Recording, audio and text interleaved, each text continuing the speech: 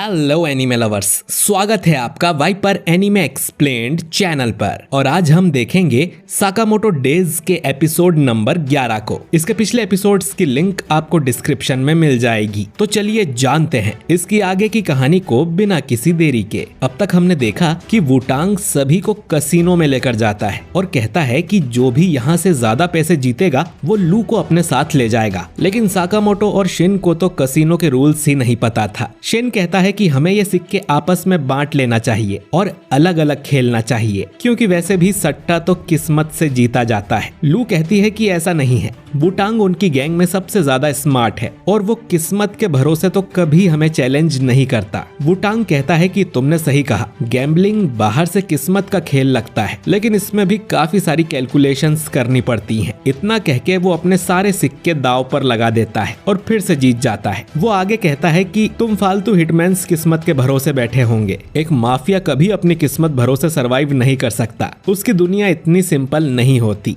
खैर, शिन और लू को अब चिंता होने लगती है कि इस तरह तो वो हार जाएंगे। साकामोटो कहता है कि हिटमैन के साथ भी ऐसा ही है, जो लोग किस्मत के भरोसे बैठते हैं वही सबसे पहले मरते हैं। वुटांग कहता है कि तुम लोग पूरी कोशिश कर लो, चाहे कुछ भी हो जाए। वो लू को अपने साथ ले जाके रहेगा, चाहे उसे कुछ भी करना पड़े। खैर, शिन अपनी माइंड रीडिंग पावर से आराम से ये चैलेंज जीत सकता था, पर उसे कोई रूल ही नहीं पता है। वो अब पोकर वाली टेबल पे जाके बैठ जाता है। वहाँ बैठे लोग शिन के बारे में काफी बुरा भला सोच रहे थे कि ये लल्लू कौन है, ये जरूर किसी किराने की दुकान में काम करता होगा, ये तो जरूर हारेगा। ये सब सुन शिन गुस्सा हो जाता है। डीलर अब सभी को पत्ते बांटता है और पत्ते देखकर सब लोग अपने सिक्के लगाते हैं। शिन को समझ नहीं आता कि उसे क्या करना है। तभी लू यहाँ आ जाती है। उसे लग रहा था कि शिन को पोकर खेलना आता है, इसीलिए वो यहाँ आके बैठा है, लेकिन ऐसा नहीं था। तो वो शिन पर चिल्लाने लगती है। शिन कहता है कि हमारे फोन भी बाहर रखवा लिए गए हैं, तो वो गेम्स के रूल्स भी नहीं देख सकता।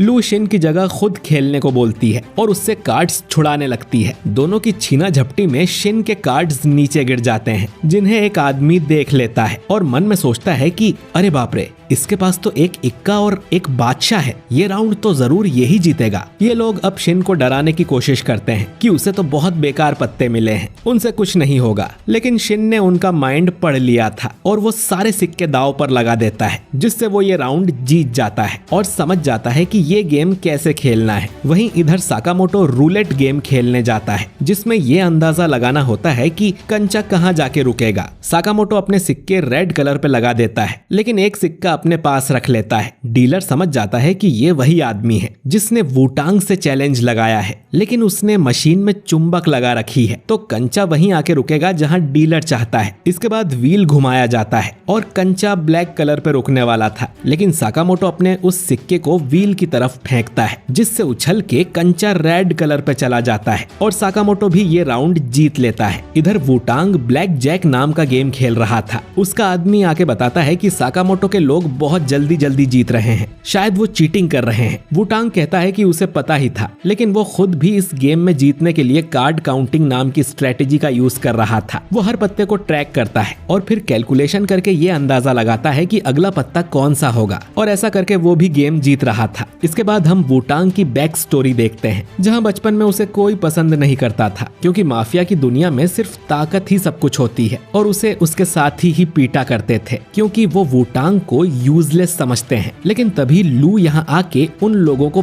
पीट देती है, क्योंकि वो माफिया बॉस की बेटी थी, तो वो लोग डर के भाग जाते हैं। लू को पता ही नहीं था कि वुटांग उसकी गैंग का हिस्सा है। वो वुटांग से पूछती है कि वो उन लड़कों को पलट के क्यों नहीं मार रहा था। वुटांग कहता है कि लड़ाई जीतने के लिए हमेशा पंचेस की जरूरत नहीं होती, अगर वो उसे ज्यादा मारते तो वो उन लोगों की शिकायत कर देता और उन्हें ज्यादा बड़ी सजा मिलती। लू कहती है कि तुम तो बहुत स्मार्ट हो, और उसके पापा कहते हैं कि हर इंसान के पास एक सीक्रेट हथियार होता है, और वुटांग का स्पेशल सीक्रेट वेपन उसका दिमाग है। पहली बार किसी ने वुटांग की तारीफ की थी और वुटांग ने डिसाइड किया था कि वो अपने दिमाग का इस्तेमाल करके ही गैंग में टॉप स्पॉट हासिल करेगा, ताकि वो एक दिन लू के साथ खड़ा हो सके। और अब कई सालों बाद वुटांग को इस पूरी गैंग का दिमाग माना जाता है और सारे काम उसी की सलाह से होते हैं, और वो नहीं चाहता था कि लू किसी भी तरह से खतरे में हो। अब शाम को ये लोग देखते हैं कि दोनों ने बराबर सिक्के जीते थे। साकामोटो कहता है कि क्या अब हम घर जा सकते हैं? वुटांग कहता है कि अभी नहीं, ये चैलेंज अभी पूरा नहीं हुआ है। वुटांग का आदमी उससे कहता है कि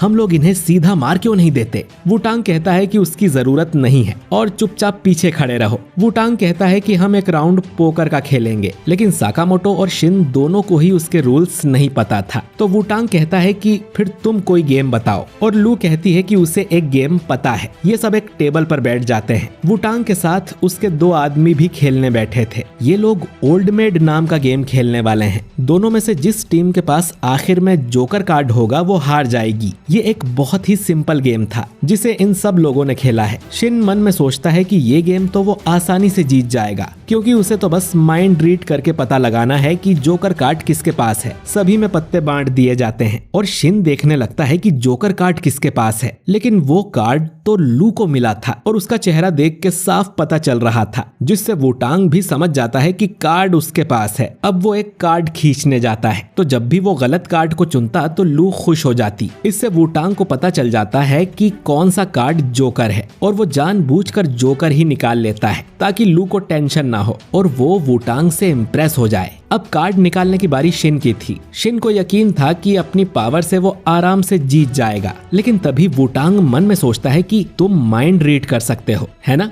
इंसानी दिमाग में 3 तरह के लेवल्स होते हैं। पहले लेवल में वो बातें जो हम अपने दिमाग में बोलते हैं। दूसरे और तीसरे लेवल में बहुत पुरानी यादें होती हैं। उसे देखना है कि शिन उसके दिमाग में कितना अंदर तक झांक सकता है, और वो कार्ड के बारे में तो सोच ही नहीं रहा था। शिन अब उसके दिमाग के अंदर झांकता है तो उसमें इतनी सारी इंफॉर्मेशन और कैलकुलेशंस चल रही थी कि उन्हें देख शिन के दिमाग का फ्यूज ही उड़ जाता है और वो बेहोश हो जाता है और गेम से बाहर भी। इसके बाद कार्ड खींचने की बारी साकामोटो की थी। वो कहते हैं कि अबे मोटे, जल्दी कार्ड खींचो। अब साकामोटो सुपर स्पीड में कार्ड निकालता है, लेकिन वो जोकर था तो साकामोटो उसे वापस रख के दूसरा कार्ड निकाल लेता है, जो देख लू हैरान हो जाती है। वुटांग भी समझ जाता है कि साकामोटो ने कुछ तो गड़बड़ की है और अगर उसने दोबारा ऐसा किया तो उसे गेम से बाहर कर दिया जाएगा। गेम आगे बढ़ता रहता है। अब सिर्फ साकामोटो और वुटांग ही बचे थे। साकामोटो के पास सिर्फ 2 पत्ते थे, जोकर और इक्का।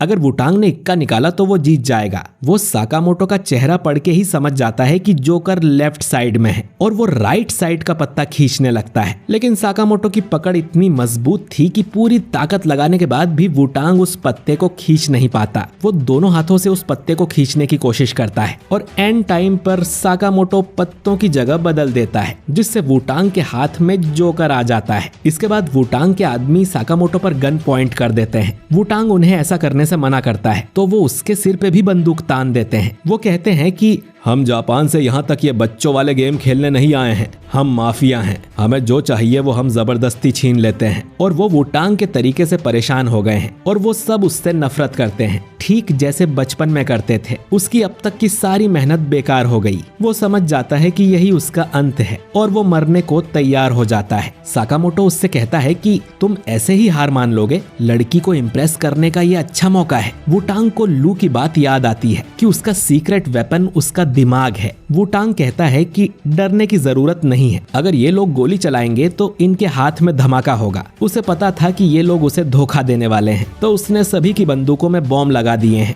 अब ये सभी लोग अपनी गन नीचे कर लेते हैं। अब बाकी साकामोटो संभाल लेगा। साकामोटो सबकी धुलाई करने लगता है और लू भी इन्हें पीटने लगती है। सबकी धुलाई होने पर वुटांग बताता है कि उसने तो झूठ बोला था और गन्स बिल्कुल ठीक हैं। वो आगे कहता है कि ये चैलेंज साकामोटो जीत गया है क्योंकि लू उसके साथ ज्यादा सेफ रहेगी। इसके बाद ये लोग साकामोटो की दुकान पर आ जाते हैं। ये लोग इतने टाइम से कसिनो में थे कि दुकान पर बहुत सारा काम बाकी था, तो ये लोग उससे भी यहाँ काम करवाने लगते हैं। वुटांग अब बताने लगता है कि साकामोटो पर बाउंटी किसने लगवाई थी, लेकिन कोई भी उसकी बात सुनने में इंटरेस्टेड नहीं था। वुटांग बताता है कि साकामोटो की बाउंटी के पीछे स्लर का हाथ है, पर इसका अंदाजा तो इन्हें पहले ही हो गया था। इन्हें जानना है कि स्लर कौन है और कहाँ है। वुटांग कहता है कि स्लर के बारे में किसी के पास भी इंफॉर्मेशन नहीं है। ये सुन तीनों डिसअपॉइंट हो जाते हैं कि उन्होंने फालतू में वुटांग के साथ टाइम वेस्ट किया। वुटांग कहता है कि उसके हाथ एक नई इंफॉर्मेशन लगी है। 4 सीरियल किलर्स जेल से फरार होकर यहाँ जापान आ गए हैं। उन्हें और किसी ने नहीं